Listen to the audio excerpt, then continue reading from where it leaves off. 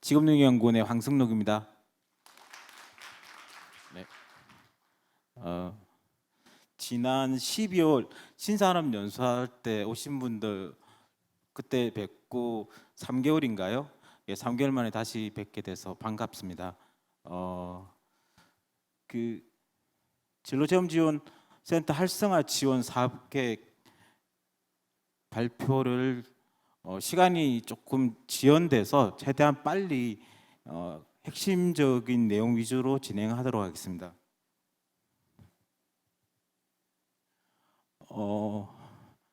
이제 23년 성과랑 그리고 24년 사업계획 중심으로 발표를 진행하겠습니다. 23년 주요 성과를 보시면 그 진로체험지원센터 국가진로정책 및 사업 연계성 강화가 첫 번째 주요 성과로 말할 수 있는데요. 그 국가진로정책 수행의 전달 체계로서 센터의 위상 및 역량을 강화하는 데 좀 작년에 집중을 많이 했습니다. 특히 작년 상반기에 코로나 이후 처음으로 대규모의 센터 대상의 워크숍 겸 사업 설명회를 진행을 했습니다. 그때도 올해처럼 4개 권역으로 나눠서 진행을 했고요.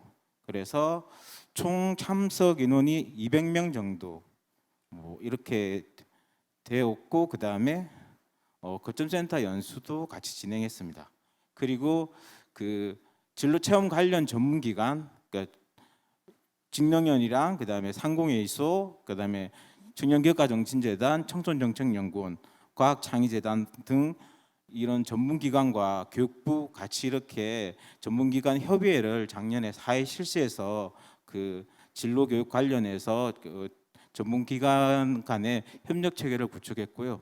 그래서 이 일환으로 사업 설명회 때도 이 5기관이 같이 참여해가지고 사업 설명회 주요 사업 내용도 소개를 했고, 그 다음에 분임 토의도 같이 진행을 하면서 좀 센터에서 그동안 좀 많이 주로 하지 않았던, 예를 들면 뭐 소외계층이나 학교 밖 청소년 이야기, 뭐 창업 체험 교육 같은 그런 부분들도 작년에 좀 센터 대상으로 좀 많이 홍보도 하고 어떤 식으로 운영할 수 있는지 그런 논의도 같이 진행을 했었습니다. 그리고 그 센터 역량 강화를 위한 지원 체계 구축을 작년에 진행을 했었고요. 작년에 이제 기존에 하는 현황 조사와 함께 좀 센터 프로그램들에 대해서 좀 폭넓게 알기 위해서 별도의 수요조사를 한 번 더 실시했습니다. 그래서 그 수요조사 결과를 바탕으로 해서 사업 설명회랑 워크숍을 진행을 했고요. 워크숍 이야기는 앞에서 설명을 했기 때문에 별도로 설명은 더 드리지 않겠습니다. 그리고 이제 그 센터 대상으로 컨설팅이나 지원을 위한 인력풀을 구축해서 운영을 했고, 실제로 근데 컨설팅을 많이 하진 않았습니다. 그러니까 예전에 컨설팅 초기 할 때는 센터들이 이제 적극적으로 좀 참여도 많이 하고 요청하는 데도 많이 해서 많이 했었는데, 어느 정도 이제 센터들도 안정화되어 있어서 센터에서 적극적으로 뭐 컨설팅을 요청하거나 그런 경우는 많지는 않습니다. 올해도 그 요청하는 센터들이 있으면 직능위원회에서 뭐 또는 상이랑 같이 이렇게 관련 컨설팅이나 지원을 하도록 하겠습니다. 그리고 이제 진로체험지원센터 표준 성과지표를 개발해서 작년에 신산업 연수 때 그때 주요한 내용들을 한번 소개도 했었고, 그리고 그 센터들 의견들도 좀 많이 받고 했었습니다.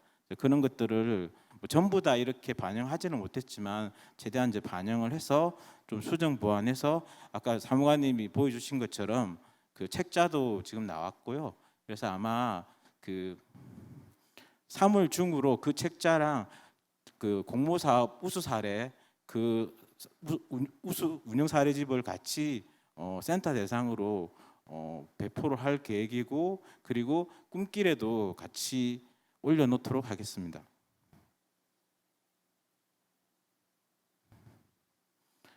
마지막으로 이제 지역사회 연계협력 활성화 사업을 운영했습니다. 공모전 사업을 계속 운영을 했는데 작년에도 이제 22년도랑 마찬가지로 19개 팀을 대상으로 사업비 500만 원을 지원했고요. 그래서 그 지역사회 센터가 중심이 되고 몇 개의 지역은 학교나 체험처가 중심이 된 팀들도 있었지만 대부분은 이제 센터가 중심이 되어서 그 지역사회의 다양한 자원들과 협력 체계를 구축해서 진로 체험 프로그램을 운영했었습니다. 직능에서는 관련해서 사업 설명회, 중간 보고회, 컨설팅 등을 진행해서 최대한 지원을 해드렸고요. 그래서 이 사업 운영 결과를 바탕으로 이제 심사를 통해서 최우수상 5팀, 우수상 5팀을 선정을 해서 성과 공유회 때 시상도 하고, 그리고 그 신산업 연수 때 2팀 정도가 교육부 장관상 받은 2팀이 발표도 했었습니다. 네. 그리고 아까 말씀드린 것처럼 운영 사례집은 이제 인쇄본으로 제작해서 3월 중에 배포할 예정입니다.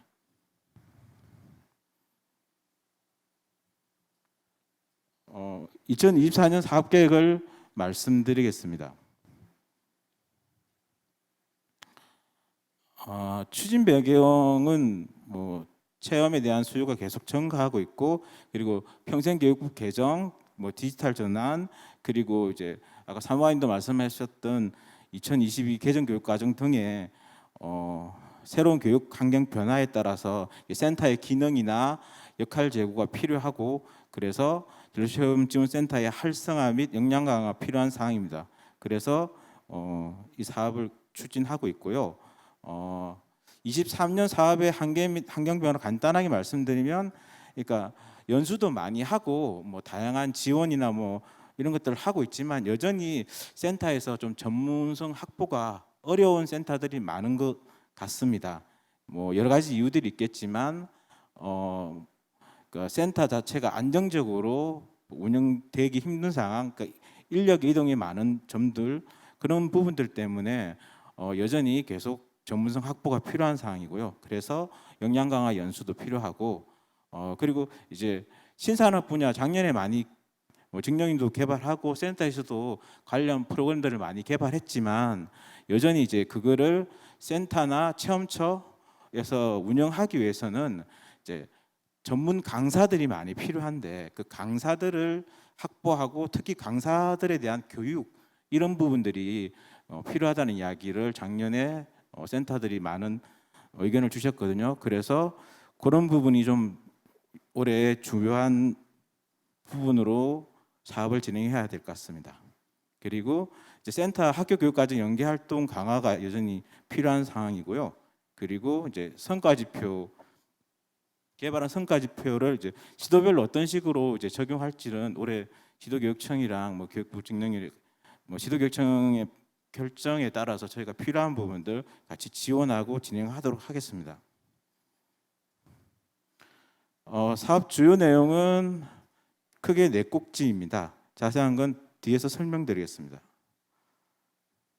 그러니까 역량 강화 지원은 일단은 센터에 이제 신규 인력들이 계속 생깁니다. 이게 다들 아시겠지만 센터가 1년 단위 계약하는 데가 많고 하니까 새로운 뭐 센터가 이제 위탁 계약을 맺어 가지고 하는 경우도 있고, 또는 이제 기존 인력이 뭐 여러 사유로 퇴사하는 경우도 있기 때문에 항상 그 신규 인력들에 대한 어떤 역량 강화가 필요한 부분이 있고요. 그리고 기존 인력들도 이제 새로운 역량이라든지 교육 환경 변화에 맞춘 어떤 전문성 강화들이 필요한 사항입니다. 그래서 관련해서 이제 연수를 올해 한 2회 정도, 4월 정도에는 이제 신규 인력과 이제 기존 인력에서 좀 요구되는 사항들 주요한 거 해서 한 2꼭지 정도로 해서 온라인 연수로 진행할 계획입니다.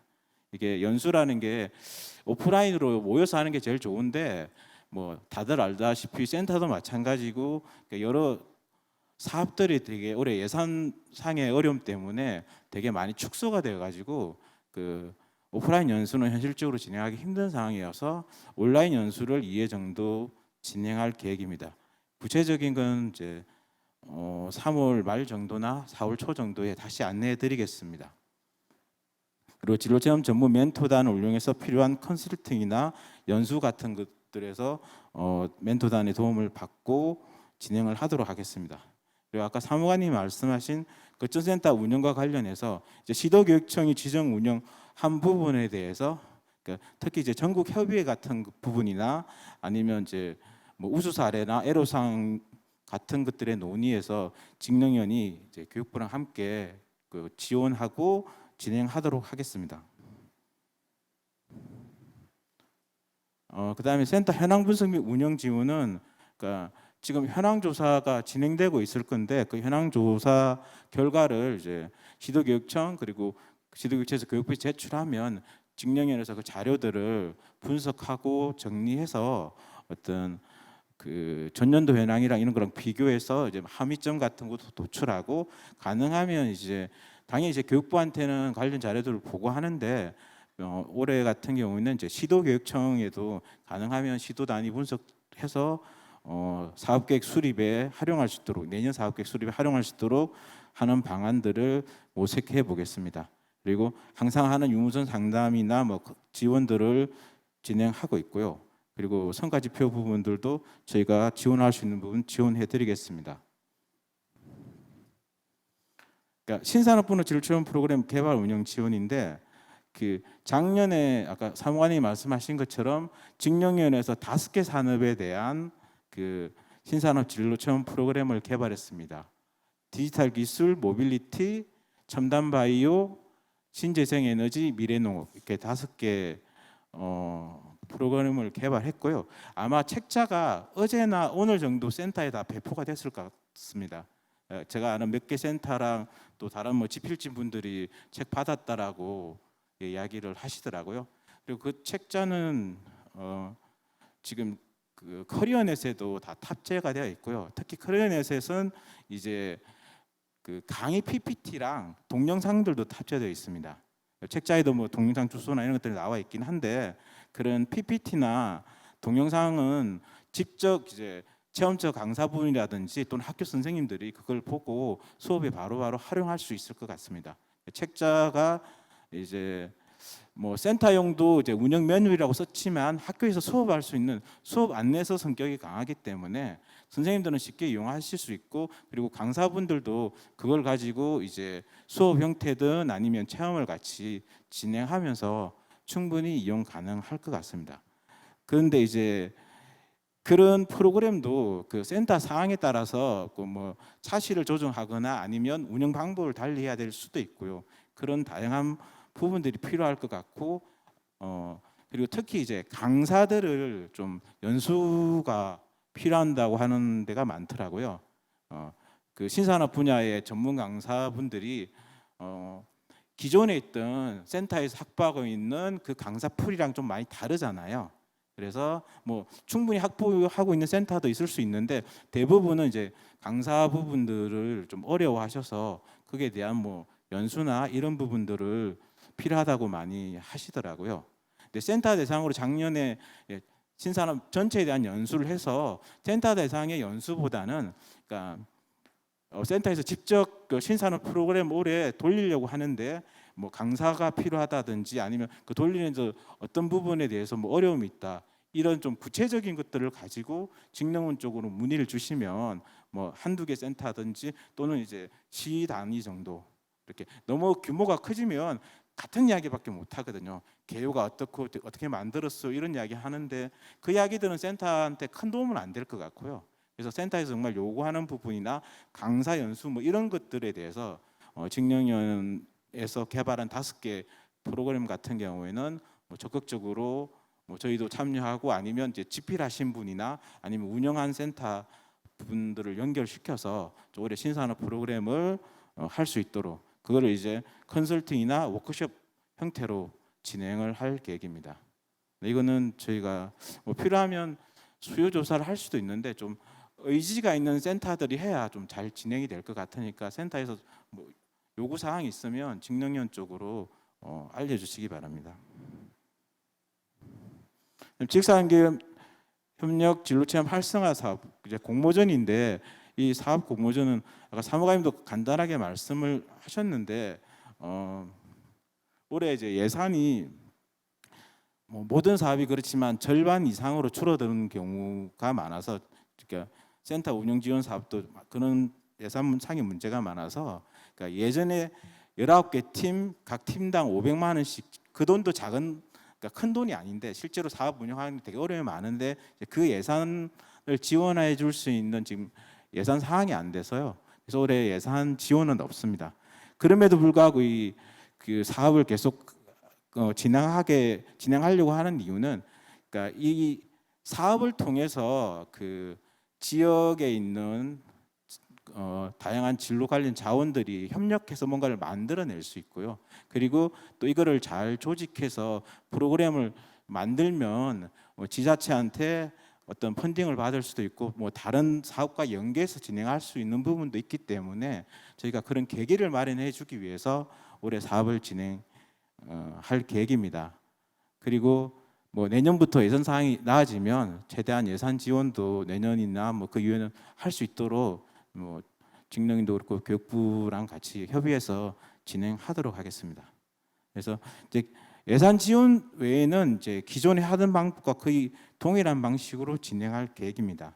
그래서 참가 신청을 받아서 심사를 거쳐서 사업 운영팀을 선정하고, 그리고 이제 사업 운영하고 마지막으로 보고서에 대한 심사를 해서 교육부 장관상 5팀, 직능원장상 5팀, 10개 팀 정도를 시상할 계획입니다. 그리고 한 2~3팀 정도는 연말에 성과 공유회 등을 통해서 발표도 하고, 그리고 이제 사례집 같은 거를 제작해서 이제 센터 등으로 배포도 할 계획입니다.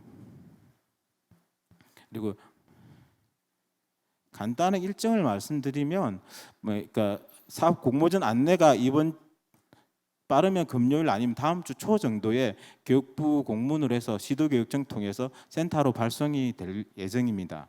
그래서 참가 신청은 이제 4월 8일 월요일까지 신청을 받고, 그 뒤에 심사해서 4월 말 정도에는 사업 운영팀을 확정할 계획입니다. 그래서 예산도 지원 안 해주는데 뭐 심사를 왜 하냐, 뭐 이렇게 생각하실 수도 있는데, 그래서 심사를 그렇게 까다롭게 할 생각은 아닙니다.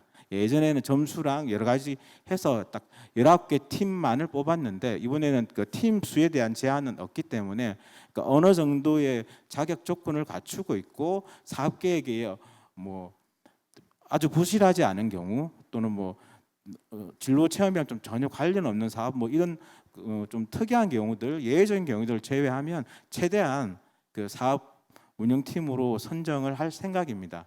근데 센터에서 예산이 없어서 참여하기가 쉽지는 않을 수 있는데, 그래도 이제 센터 자체 사업을 좀 발전시키는 형태라든지, 아까 사무관님이 말씀하셨던 그 신산업, 작년에 그 직내에서 개발했던 그거를 그 지역에 맞는 방법으로 프로그램을 운영하는 뭐 그런 형태라든지, 조금 그런 형태로 진행을 하시면 가능할 것 같고요. 구체적인 거는 이제 안내가 나가면 그걸 확인하시고, 뭐 궁금한 사항이 있으면 직능으로 연락 주시면 저희가 자세하게 설명드리겠습니다. 추진 일정은 이제 보시는 대로 이렇게 하면 될 것 같고요. 그래서 3월 다음 주 정도에 공고가 나갈 거고, 4월 8일 정도 참가 신청을 받아서 그 다음에 4월 중으로 운영팀을 선정할 계획입니다.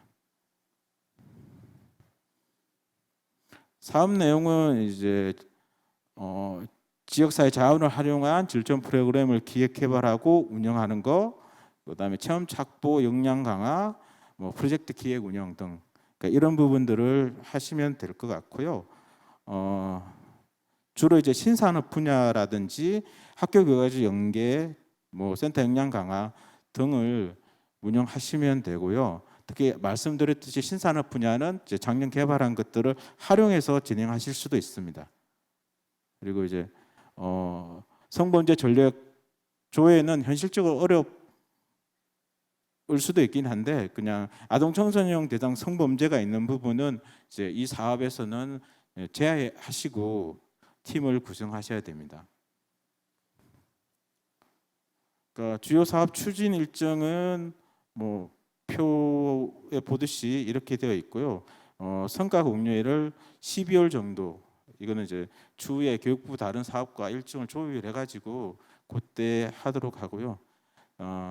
가능하면 좀 진로 체험 위주로만 성과 공유를 하게 된다면, 작년에도 그렇게 했는데 최대한 공모 사업에서 수상하시는 분들은 다 수상을 받을 수 있도록 그렇게 할 거고, 우수 사례도 뭐 공모 사업뿐만 아니라 다른 혹시 우수 사례들도 있으면 그런 부분들도 같이 발표를 통해서 같이 공유하는 형태로 진행하도록 할 계획입니다.